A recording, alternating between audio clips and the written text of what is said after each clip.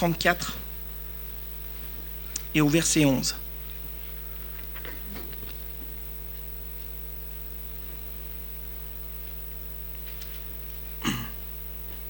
Ézéchiel chapitre 34, verset 11. Verset 11. Ézéchiel 34.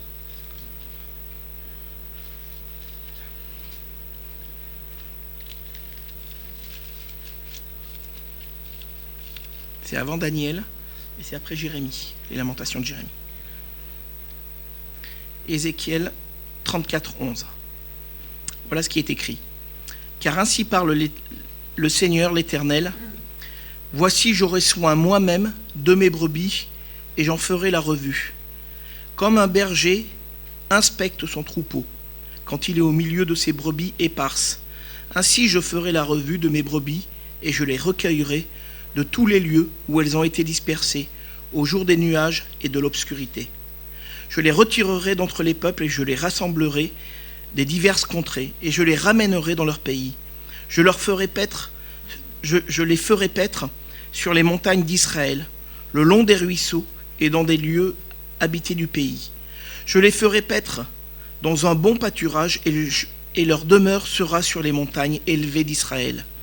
Là, elles reposeront dans un agréable asile et elles auront de grands pâturages sur les montagnes d'Israël.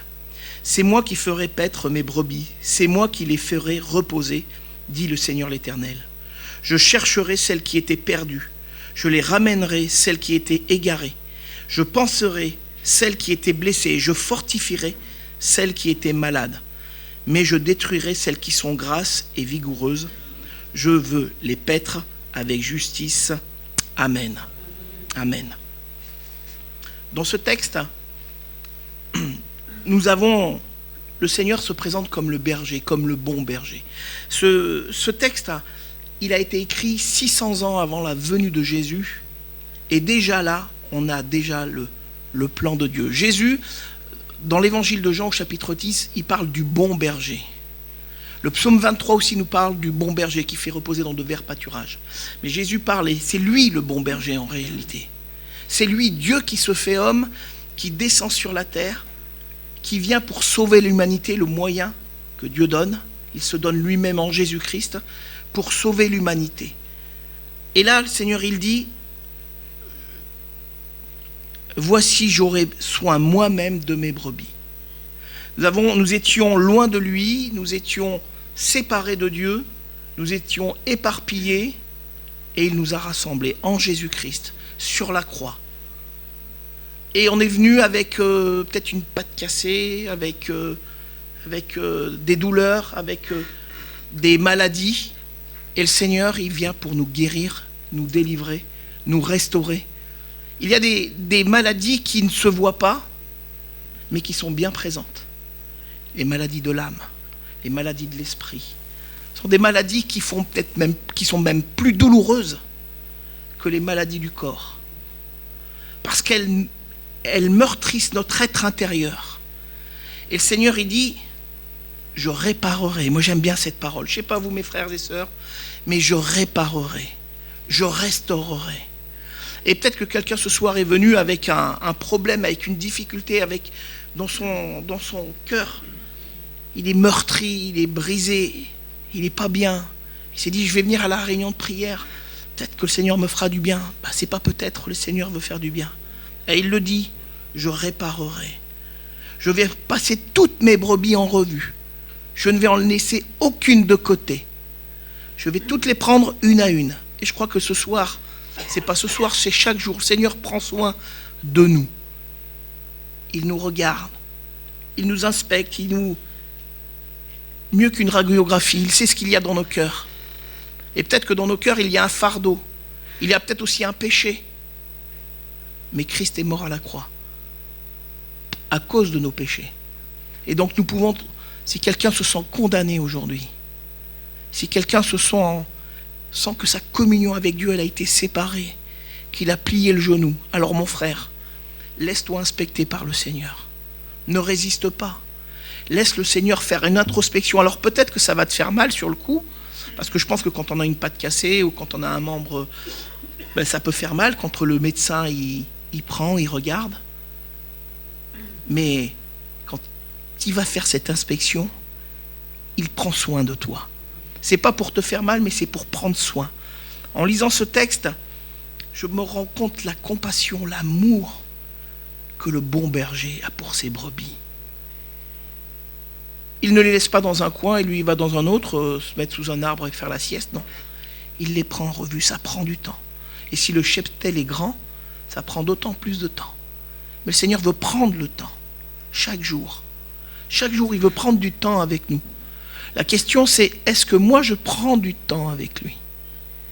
Le temps, c'est une denrée qui est précieuse. Elle est précieuse pourquoi? Parce qu'on ne peut pas la garder, on ne peut pas la retenir. Le temps file. Et la Bible nous dit de racheter le temps. Ça peut être paradoxal. On n'arrive pas à retenir le temps et il faudrait le racheter. Parce qu'en réalité, quand on se tient devant Dieu, quand on prend du temps devant Dieu, c'est là qu'on investit sur l'avenir. Quand on prend du temps devant Dieu, c'est là que le Seigneur va travailler nos cœurs. Et c'est là que le Seigneur va nous faire progresser. C'est là que le Seigneur va nous faire grandir. C'est là quand on prend du temps avec lui,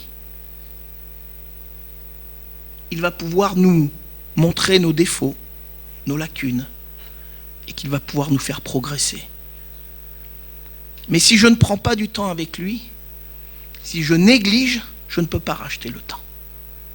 Il va me filer entre les pattes. Et tout le temps que je ne donnerai pas à Dieu, il sera perdu. Il sera perdu. Le Seigneur, lui, est prêt à prendre du temps pour nous. Il est prêt à écouter nos prières. Il est prêt à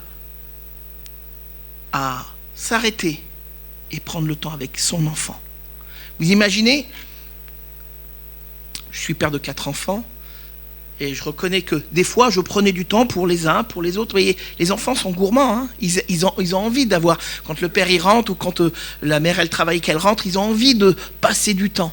Et ce temps nous échappe, mais le Seigneur, lui, il le prend. Si nous, on l'a pas toujours fait, lui, en tout cas, il veut le faire. Il le met à notre disposition. Qu'est-ce que je vais faire du temps que le Seigneur veut passer avec moi? Qu'est-ce que je vais en faire? Je ne peux pas répondre à votre place. Mais je crois que c'est bien de dire, Seigneur, il veut me passer tous les jours en revue. Et ça me fait penser à Jésus quand il a dit à Pierre, du moins quand il a lavé les pieds de ses disciples, ils n'ont pas compris sur le coup. Et l'apôtre Pierre s'est même rebellé. Ah non, Seigneur, tu ne vas pas le faire. Parce qu'il était un peu excessif.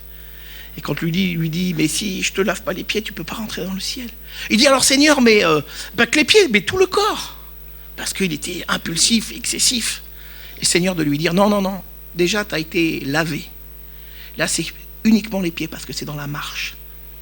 Et si le Seigneur n'avait pas pris le temps de lui expliquer à Pierre, Pierre serait resté dans ses faux raisonnements, dans ses raisonnements excessifs. Si vous vous rappelez aussi, après le reniement de Pierre, le Seigneur prend à part Pierre et il prend du temps avec lui. Le temps quand je dis que le temps est précieux, c'est pas pour faire bien, c'est parce que c'est une réalité. Et souvent le temps, alors il y a des choses légitimes, travailler, c'est légitime. Mais je crois que plus que travailler, prendre du temps pour prier devant Dieu, pour lire sa parole, c'est plus important même.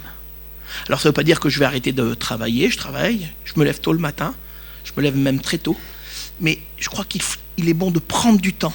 Après on s'organise comme on veut, mais de se dire, la priorité de ma journée, c'est de lire la parole de Dieu. Ma priorité de la journée, c'est de prier le Seigneur. Je ne peux pas me lever, passer toute la journée, et le soir me dire, ah bah j'ai pas eu le temps, je vais me coucher. Moi je crois que mes frères et sœurs, il est temps de prendre conscience que nous avons besoin de prendre du temps avec Dieu. C'est bien, vous venez aux réunions, c'est une très bonne chose. Mais c'est bien aussi d'avoir sa réunion avec le Seigneur seul, dans sa chambre. Le Seigneur dit, quand tu pries, enferme-toi dans ta chambre. Pourquoi? Parce que quand on s'enferme dans sa chambre, le bruit du dehors, il ne vient pas. Et à ce moment-là, on est tranquille. Et là, on peut entendre le Seigneur nous parler. Le problème de la prière, du côté humain, c'est que souvent on dit Seigneur donne, Seigneur bénis, Seigneur fille, Seigneur, Seigneur, Seigneur, Seigneur, et on parle, alors quand on est dans la communion fraternelle, bien sûr, c'est une réunion de prière, on est là pour ça, mais d'où l'importance d'avoir ce temps avec Dieu, c'est qu'à des moments on peut se taire pour le laisser parler. Parce que la prière, c'est parler à Dieu, mais c'est aussi écouter Dieu. Et le Seigneur, pour prendre et faire la revue de ses brebis, il faut du temps. Il faut du temps. Le berger, des fois, il caresse sa brebis. Et ça me fait penser que le Seigneur, des fois, il veut nous caresser.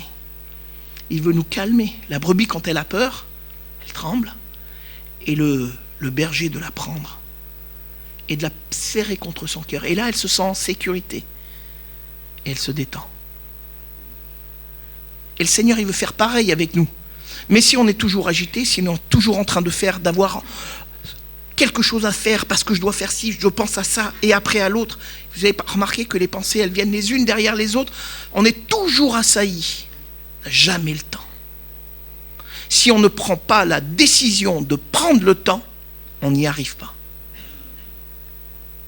On se lève le matin, on file vite sous la douche, après vite on petit déjeune, vite on prend la voiture, vite on part au boulot, et le boulot, ça arrive de tous les côtés. La journée est passée, on rentre à la maison, et il y a ci à faire, il y a l'autre à faire, et encore, et c'est 22, 23 heures, et la journée est passée. Et qu'est-ce qu'on a fait? Quand on se retourne, on a manqué le but. C'est pour ça, après, chacun fait comme il veut. Mais si on commence par lire la parole de Dieu et prier, on gagne du temps. On rachète le temps, mes frères et sœurs. Et pendant ces moments calmes, tranquilles avec le Seigneur, dans cette communion, il se passe quelque chose. Le Saint-Esprit prend de ce qui est à Jésus-Christ et il le met dans nos cœurs. Je ne suis pas patient. Eh bien, pendant ces moments tranquilles, le Seigneur va travailler mon cœur pour que je devienne patient. Le Seigneur va travailler mon cœur pour que j'aime mes ennemis. C'est pas facile. Le Seigneur va travailler mon cœur pour que je puisse rendre témoignage au moment où je vais croiser quelqu'un. Parce que quand je vais lire sa parole, il va déposer dans mon cœur le bon dépôt. Et au moment de témoigner, les paroles vont venir toutes seules. Le Seigneur dit, ne vous inquiétez pas de ce que vous direz. Ce sont devant les autorités, mais même auprès de ceux qui nous côtoient, nos collègues de boulot, nos amis, nos voisins. Ne nous inquiétez pas. Par contre, dans les moments d'intimité avec Dieu, le Seigneur nous donne les paroles. Le Seigneur nous donne les pensées. Elles vont venir, elles vont germer. Alors on ne comprend pas tout. Moi je vais vous dire, en lisant ce texte, je l'ai lu plusieurs fois et il ne m'a jamais frappé, il n'y a pas longtemps. Ça a frappé mon cœur. Il prend le temps. Et moi, qu'est-ce que je fais du temps que Dieu veut prendre avec moi? Eh bien moi, Seigneur, je veux prendre ce temps avec toi. Je veux cette communion avec toi étroite, profonde. Je veux, Seigneur, que le monde pâlisse et que tu aies de plus en plus de valeur dans mon cœur. Ça dépend de ma volonté. Ça ne dépend pas de lui. Parce que lui a tout accompli. Jésus-Christ a tout accompli. C'est pour ça que sur la croix, il dit, tout est accompli. Et après, il expire, la Bible nous dit. Tout est fait. Tout est à notre disposition. Est-ce que je vais me servir? Est-ce que je vais prendre, moi aussi, le temps et dire, Seigneur, moi je veux. Le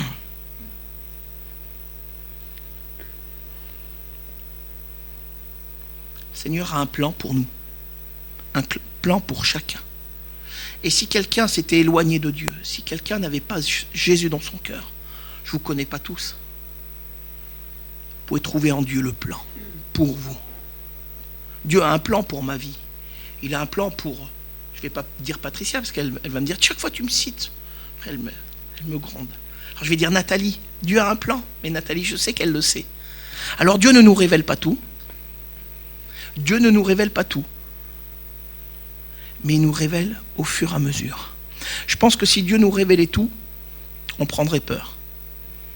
On prendrait peur, mais c'est normal. Mais Dieu est sage. Dieu nous révèle au fur et à mesure. Il nous fait avancer. C'est comme des escaliers, on monte une marche après l'autre. On n'essaye pas de grimper 5-6 marches d'affilée. Alors certains, des fois, ils font 2 pour faire un peu les kékés, mais c'est le bon moyen pour se casser une jambe ou pour avoir... Non, une marche régulière. Ceux qui montent plusieurs marches à la fois, je peux vous dire que rapidement, ils sont essoufflés. Et ceux qui marchent une marche après l'autre, ils arrivent en haut, ils sont en pleine forme. Le Seigneur, de la même manière, il veut que de progrès en progrès. Il a un plan, et son plan se réalise toujours. À nous d'être dans le plan de Dieu.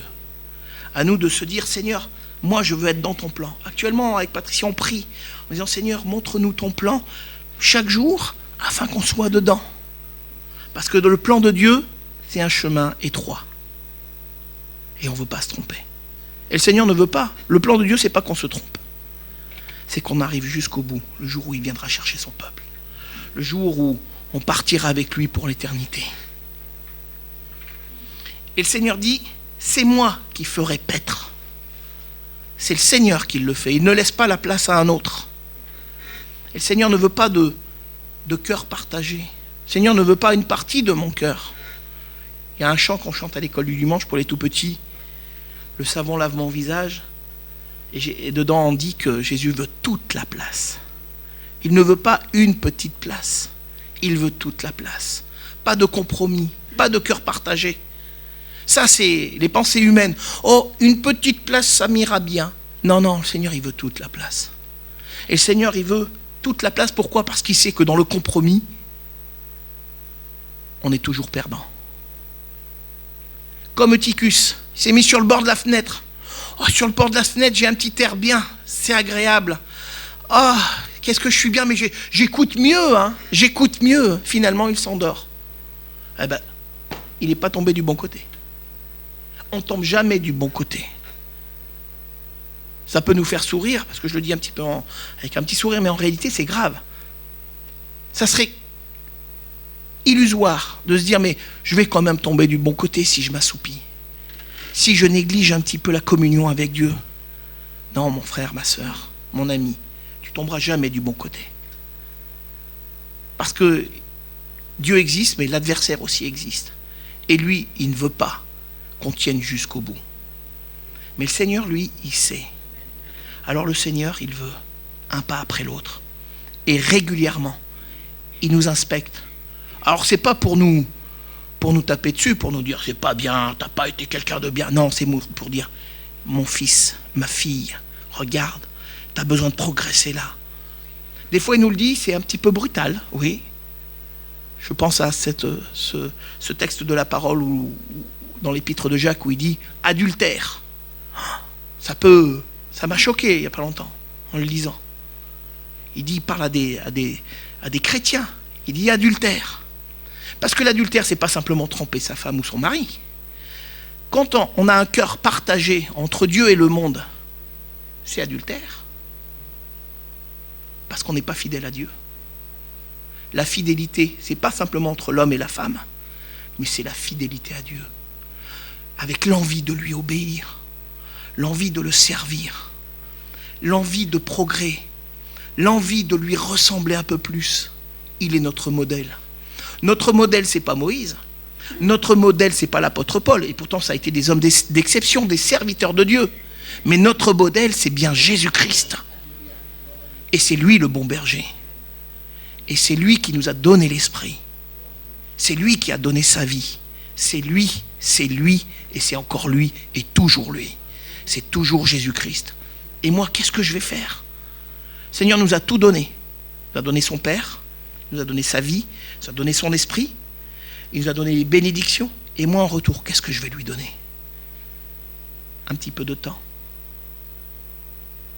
Pas un petit peu, du temps, tout simplement. Alors, le Seigneur ne tient pas une comptabilité. Lui, c'est 3 minutes, lui, c'est 2 heures. Non. Le Seigneur, il sait. Mais déjà, si on prend du temps devant lui, dans la lecture de sa parole, dans la prière, chez soi, la communion fraternelle dans l'église, la prière dans l'église, c'est la réunion la plus importante, je crois. Mais chez nous, dans nos maisons, la prière, c'est aussi important, pour ne pas dire plus. On peut prier quand on est au volant, en gardant les yeux ouverts, bien sûr. Parce qu'on peut prier les yeux ouverts, hein, mes frères et sœurs. Hein. C'est pas un péché que de se fermer les yeux. On dit aux enfants de fermer les yeux pour pas qu'ils se dispersent. Mais nous qui sommes adultes, on peut louer Dieu, on peut prier Dieu. À tout moment. Sous la douche, on peut prier Dieu, mais bien sûr, à tout moment. C'est une communion intime, personnelle, profonde. Cette communion, le Seigneur le veut. Et vous avez remarqué ce qu'il est dit à la fin, moi j'étais surpris. Quand il dit, donc je veux les paître avec justice, juste avant, il dit, mais je détruirai celles qui sont grasses et vigoureuses. Et je me suis arrêté en me disant, mais Seigneur, je ne comprends pas. C'est des brebis grasses et vigoureuses. Et en réfléchissant, j'ai réalisé une chose. Je crois que les brebis grasses et vigoureuses, c'est celles qui se sentent, c'est la suffisance. Celles qui se sentent bien, qui pensent, qui ont une haute estime de leur vie. Et même quand on est chrétien, quand on a donné son cœur à Christ, peut-être qu'on peut faire de l'orgueil. Et l'orgueil précède la chute.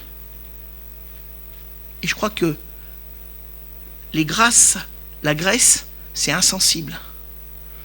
Et si on ne veille pas sur nous, si on devient des brebis grasses suffisantes, alors on va devenir insensible.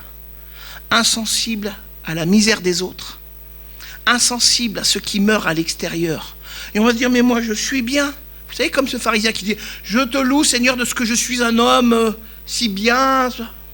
Non. On ne doit pas devenir insensible. On doit être rempli de la miséricorde de Dieu. Souvent dans la parole de Dieu, il est marqué, Jésus était ému de compassion. Et nous, mes frères et sœurs, est-ce qu'on est ému de compassion quand on voit la misère autour de nous? Je crois que le Seigneur, il veut qu'on soit ému, qu'on ait des entrailles de miséricorde. Parce que c'est là qu'on va se mettre à genoux et qu'on va prier, intercéder pour ceux qui sont loin de Dieu.